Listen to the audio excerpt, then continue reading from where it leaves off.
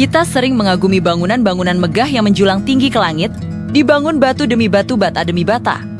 Namun, pernahkah Anda membayangkan sebuah bangunan raksasa yang tidak dibangun ke atas, melainkan dipahat ke bawah? Beberapa struktur paling menakjubkan dalam sejarah manusia diciptakan dengan metode yang benar-benar terbalik. Mereka tidak dibangun, mereka dipahat. Selamat datang di dunia arsitektur pahatan batu atau rakcut, seni menciptakan kuil utuh dengan cara membuang bagian gunung. Ini adalah kisah tentang bagaimana manusia kuno mengubah batu yang tidak bergerak menjadi keajaiban arsitektur yang menantang waktu. Dalam konstruksi biasa, Anda menambahkan material, menjadikannya sebuah teknik aditif.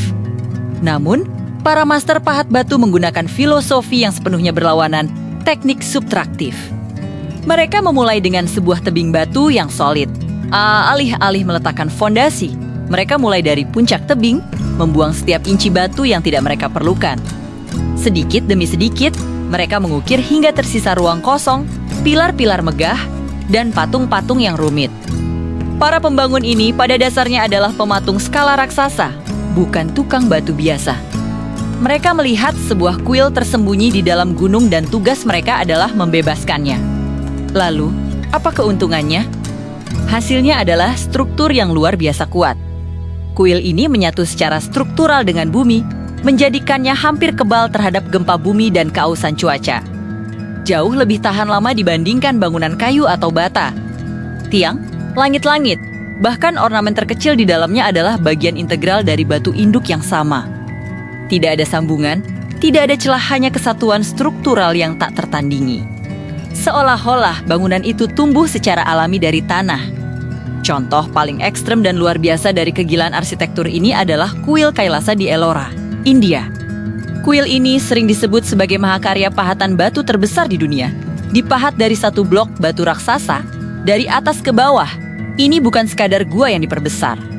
Ini adalah replika kuil yang berdiri bebas, dibuat di dalam lubang galian raksasa yang dikelilingi oleh tebing asli. Untuk memahami skala proyek ini, para ahli memperkirakan bahwa untuk membuat kompleks Kailasa, para pekerja harus membuang sekitar 200.000 ton batu. Itu setara dengan berat lebih dari 33.000 gajah dewasa. Bayangkan presisi matematis yang dibutuhkan. Sebuah kesalahan kecil di bagian atas dapat menyebabkan bencana struktural di bagian bawah. Tidak ada ruang untuk kesalahan. Mereka harus merencanakan setiap detail, setiap ruang, setiap patung, sebelum pahat pertama menyentuh batu. Ini adalah bukti perencanaan arsitektur yang sempurna tanpa kemampuan koreksi modern seperti yang kita miliki saat ini. Mereka tidak bisa sekadar menambal atau membangun ulang. Setiap pukulan pahat adalah keputusan permanen.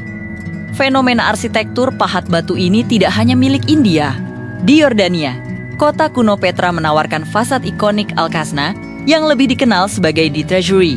Detailnya yang luar biasa dipahat pada tebing batu pasir berwarna merah muda yang memesona. Setiap kali kita melihatnya di film, kita sering lupa bahwa itu bukan bangunan, melainkan fasad yang diukir langsung dari gunung. Di Mesir, Firaun Ramses II yang agung memerintahkan pembangunan Abu Simbel. Kuil agungnya ini dijaga oleh 4 patung raksasa dirinya yang terukir langsung di fasad tebing batu. Ini adalah sebuah pameran kekuatan yang tak terhindarkan. Pesan yang jelas kepada siapapun yang melihatnya tentang kebesaran sang Firaun. Dan di Tiongkok, Gua Longmen dipenuhi ribuan patung Buddha yang dipahat di sepanjang tebing kapur, menciptakan galeri spiritual yang membentang hampir 1 kilometer. Setiap situs ini membawa beban spiritual dan sejarah yang sangat besar. Pertanyaannya kemudian adalah, mengapa mereka melakukan upaya logistik yang begitu besar dan rumit ini? Ada 2 alasan utama. Pertama, spiritualitas.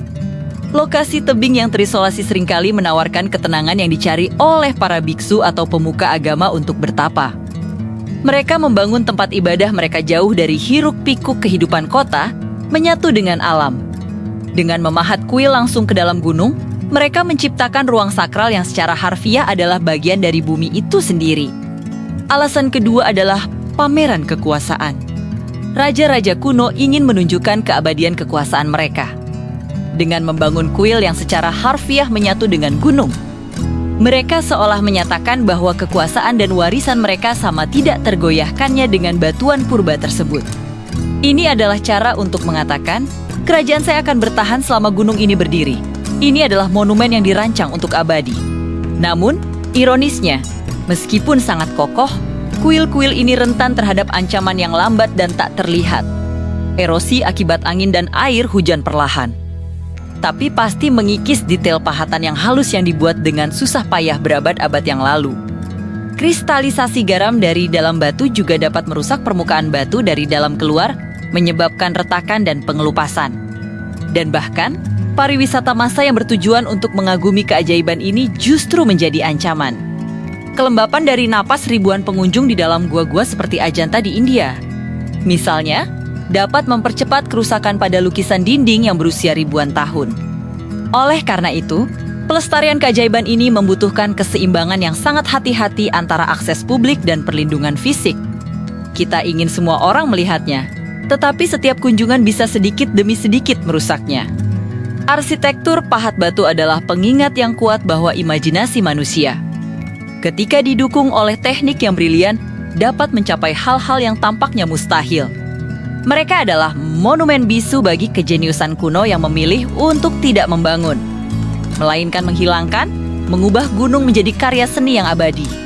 Sebuah warisan yang dipahat, bukan dibangun, yang mengajarkan kita tentang ketekunan, visi, dan hubungan mendalam antara manusia dan alam. Terima kasih telah menonton.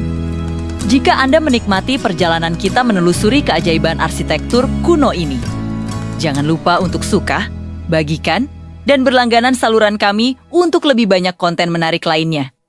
Sampai jumpa di video berikutnya.